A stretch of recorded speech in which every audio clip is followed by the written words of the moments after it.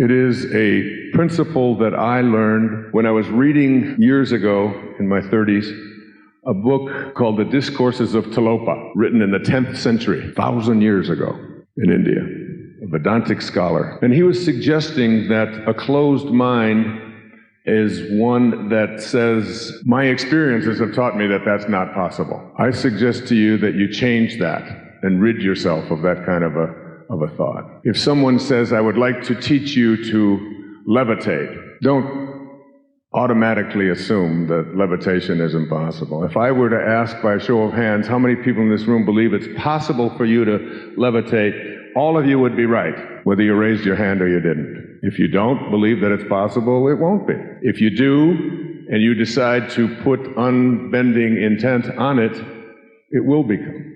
If you think that defies all the laws of science that we know, I would like to remind you that the laws of science come from the same place that your doubt comes from. And it comes from the same place that everything in this universe comes from. When a great teacher in India was asked by one of his devotees the great question, where does everything come from? He responded, where does your question come from? And it is out of that void, it is out of that spirit, out of that consciousness that everything emanates, everything is created. And if you have a closed mind to that, and Anthony DeMello reminded us that almost all of our attachments are the things that are the source of all of our problems. Our attachments.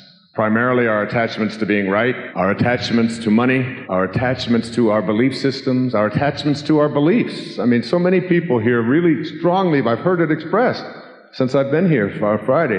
Many of you believe that the real person who needs to hear all of these messages is not here. He's back home, watching the football games. And you are far more spiritually advanced. And that represents, the consciousness of what your relationships are like. There's the spiritual one, and there's that asshole that's back at home. Or whoever it is. And I'd like to suggest to you that that person back at home who you interpret to be the one who really needs to hear this message, that he or she or they are in your life for as profound a reason as anyone you've heard here this last weekend. That they have as much to teach you. And I really and truly don't believe that our soulmates are the people that we agree with. I believe that, I heard a woman say one time, I finally found my soulmate. Oh, it's so wonderful. He's a Republican just like me. He likes asparagus. I like asparagus. We read the same books. We both read. I go to say something, and he says it before I even get a chance to get it. We are so connected. I said, that's not your soulmate. Any relationship in which two people agree on everything, one of them is unnecessary. Your soulmate is the person that pushes your buttons. Your soulmate is the person that can send you into a frenzy. Your soulmate is the person who, if 99 people out of 100 say something to you, you're able to ignore it. But when they say it, you go insane. That's your soulmate, and they never disappear. You can't get rid of them. They're like the proverbial turd that won't flush. You flush, you walk away, you say, couldn't be back. Couldn't be. I thought I got rid of you. Showed up again. Because your essence of what you're here for is about peace. It's about peace. It's about being in rapport or in harmony with that which created you, out of which you came. And I'll speak about that when I speak about intention. And any time you're out of rapport, out of harmony, inconsistent with that source from which you emanated, you're out of peace. And anybody who can send you away from your peace is someone who came into your life to teach you the most important lessons that you have. My father walked out on our family when I was born. He never made a phone call to my mother, who had 3 boys under the age of 4 during the Depression. He spent 5 years of his life in prison. He did the same thing to 5 additional wives. He died of cirrhosis of the liver at the age of 49, in debt to everyone, a thief, and he never even made a phone call, never sent a penny in support.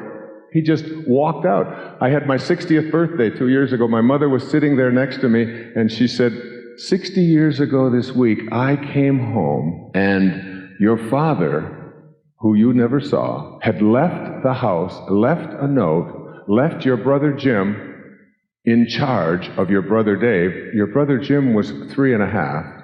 Your brother Dave was 17 months old, very sick, and he left a note and took all of the jewelry and everything we had in the house of value and said he had moved in with another woman who was living in Ann Arbor at the time. This was on the east side of Detroit, on Piper Street. And she still harbors resentment towards this man. But in 1974, 10 years after he died, I went to his grave and I was able to express one of those 10 secrets, which is give up your personal history. Give it up. Let go of it. Castaneda says, if you don't have a story, you don't have to live up to it.